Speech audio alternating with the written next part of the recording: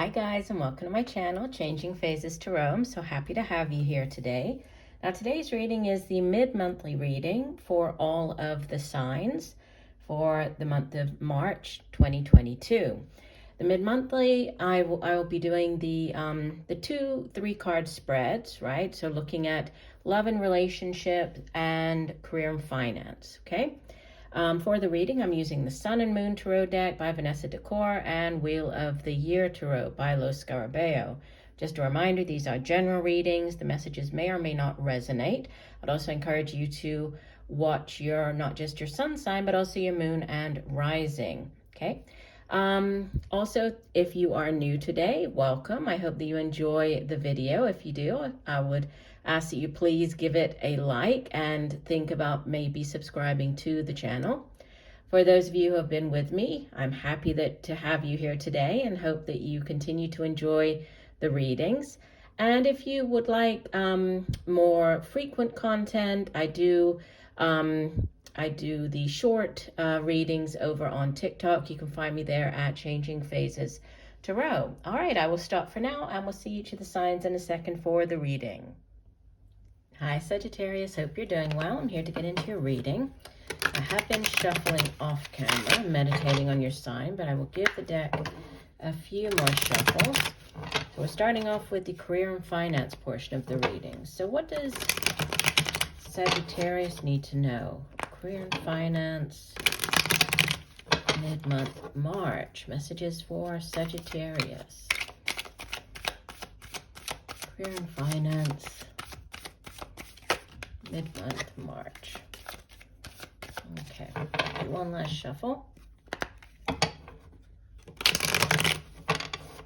And divide the deck. And here we go. So in the past position, you have the 3 of Wands. In the present, you have the 8 of Pentacles. And in the future position, you have the 4 of Swords. And I took a clarifier on that. We have the 9 of Cups. Bottom of the deck, we have the 7 of Swords with the Sun and the Ace of Wands. So, the 7 of Swords, this can be, it's like a sneaky energy, right? This can be people sort of doing things behind your back. It can be, you can see the man, he's with the woman on the card, and it's like the other woman is there. She's sort of looking off to the side, looks a little bit, sneaky the way that she's doing that. And so it's usually a card that we think of as, as some type of betrayal. It is the suit of Swords, which is air energy. And so air energy has to do with the mind. It's the suit of, the intellect. It's also, where we come up with ideas and projects, how we get those across to other people. And, I often say the 7 of Swords doesn't necessarily have to be bad, right?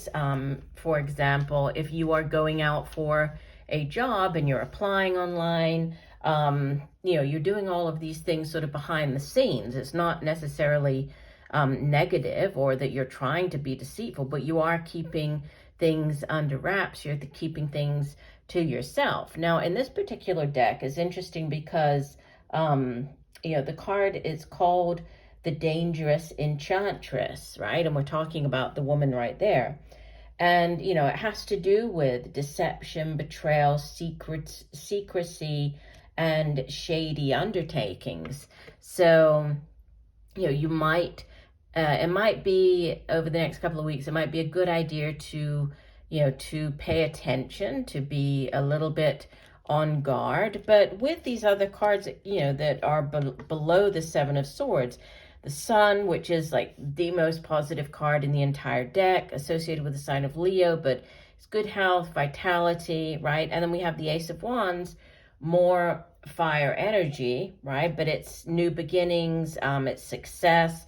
So we have like a lot of positive energy with the other 2 cards behind it. So again, this could be just you, applying for the jobs, doing all of these things sort of behind the scenes, because, you know, in the past position, we have that a decision has been made, right? And then with this Three of Wands, you've put in the hard work and effort, and you're now waiting, or you have been waiting, to see, you know, what type of return on investment you're going to get.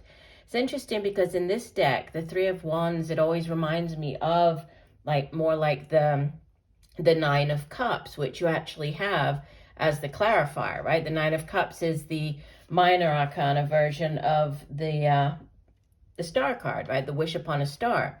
And we have the shooting star. You can see in the distance, she's staring at the shooting star, right? And so there is this element of like things that you have hoped for a while, you know, your dreams coming true. It can be looking out, you know, or seeking something new, positive, you know, positive things sort of falling in your lap, coming in quite quickly. But the Three of Wands is also, as a three, it has to do with expansion and growth potential. And it's really unlimited opportunities, unlimited growth potential. Can also be like you know, this waiting.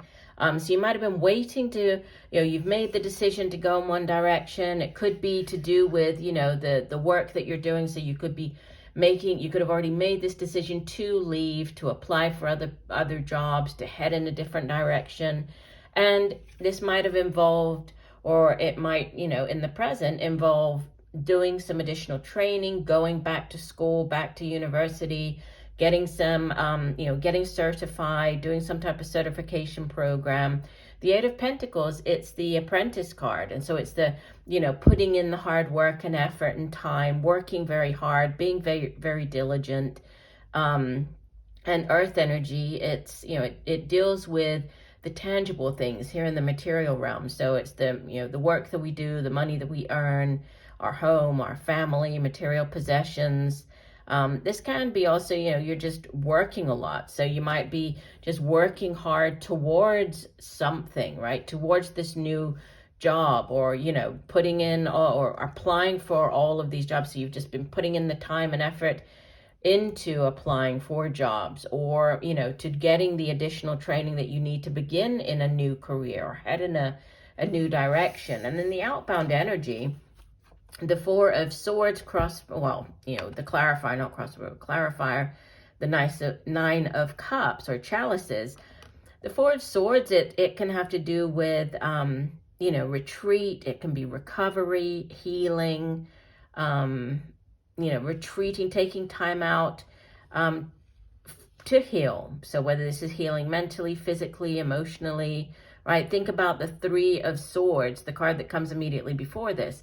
That's a card of disappointment. It's a card of, you know, heartache, of, you know, having to recover from something. So you could be going through some type of reflection or recovery after disappointment, right? After having suffered disappointment.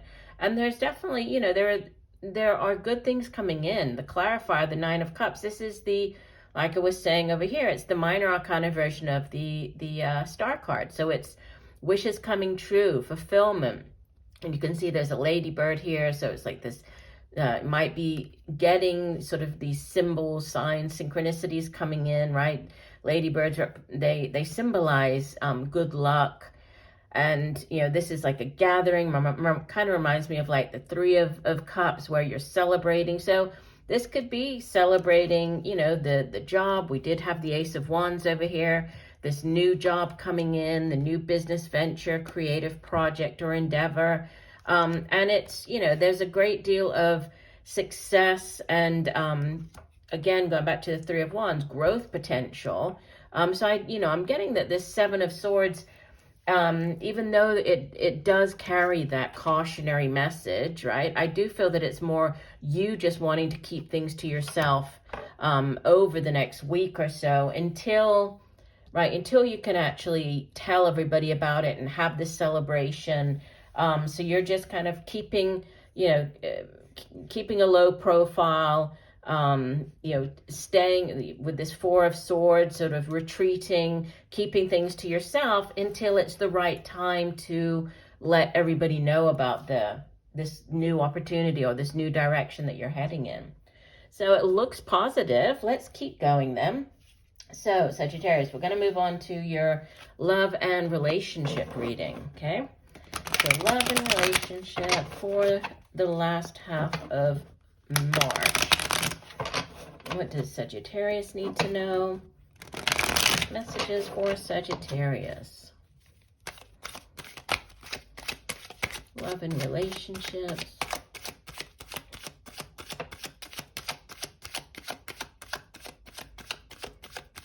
Okay, we'll do one last shuffle.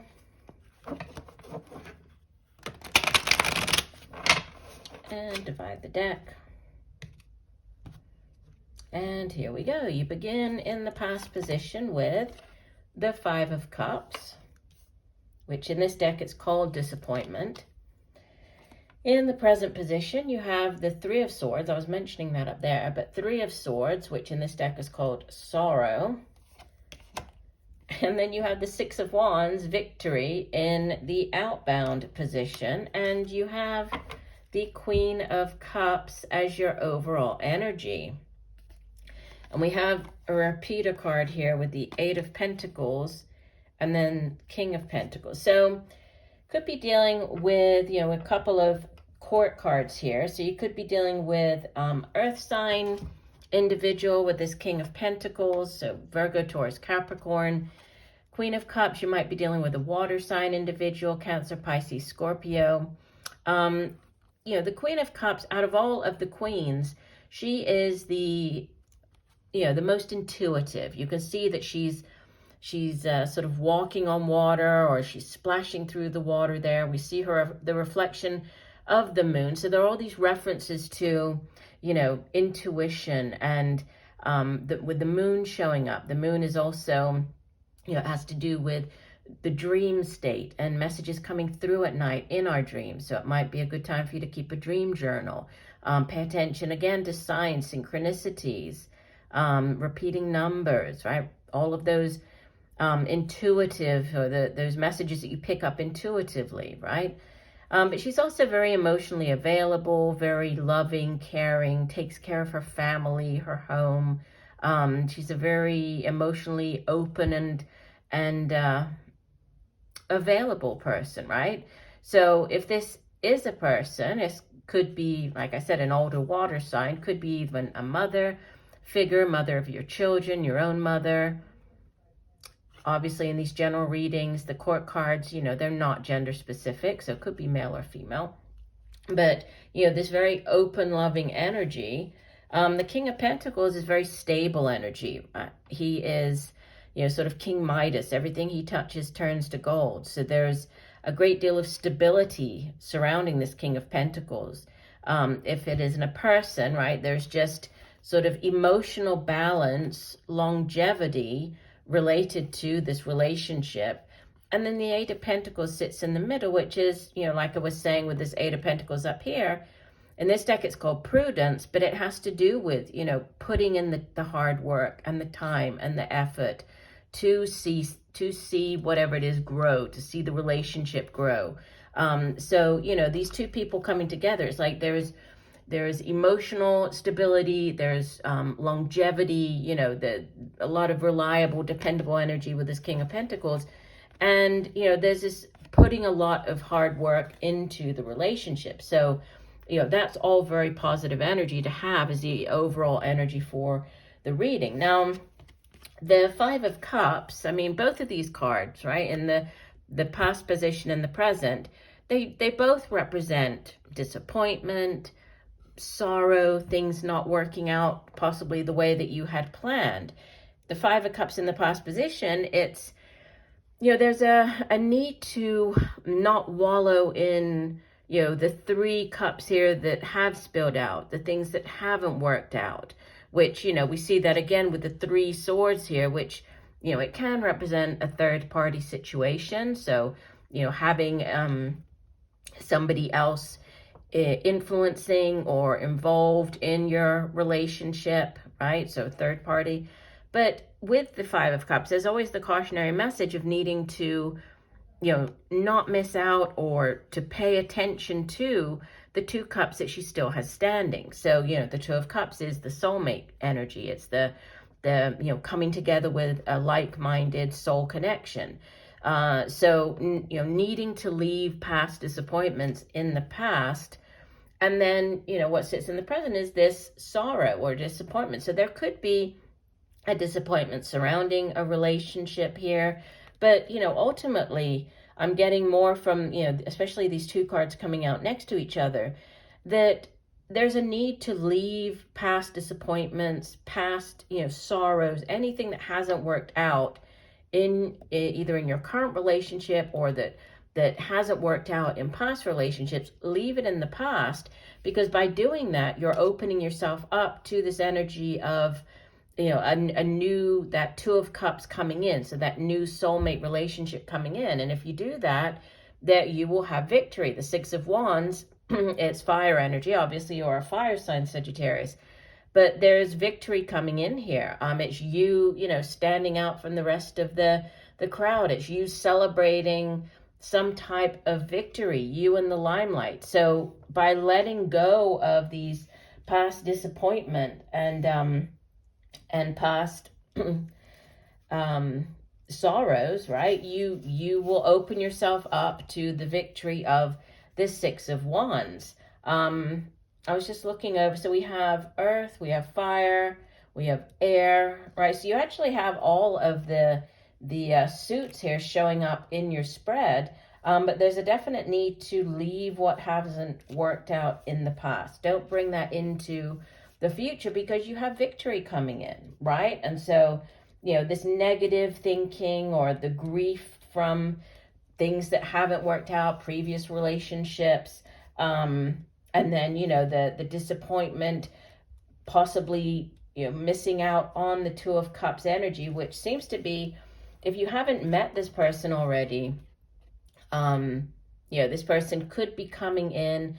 And with the victory card being fire energy, it could be that the relationship that's coming in for you, the positive relationship, is with the fire sign. So there's that as well. But the needing to definitely not dwell on past disappointments, right? Letting go of old emotional problems. And by doing that, you will experience this transformation that, will ultimately lead to this Six of Wands over here, which is a card of victory. So, yeah, it's an interesting reading. I mean, it looks, seeing these two cards show up in the past and the present, you might think, oh my gosh, disappointment, sorrow. No, it's more about working on you, right? By allowing yourself to let go of this, right? Release this. You are opening yourself up to victory. That's what's coming in for you here, right? And this is a card of, in a relationship, it would be like a very beneficial relationship. So one that's sort of a win-win, a balanced relationship. So by letting go of this, that's what it will be coming in. That's what you're opening yourself up to. All right, so I do hope that the messages have helped. I thank you for joining me today. I look forward to reading for you again, and just know that I'm sending you much peace, love, and light for a wonderful rest of the month. Bye for now.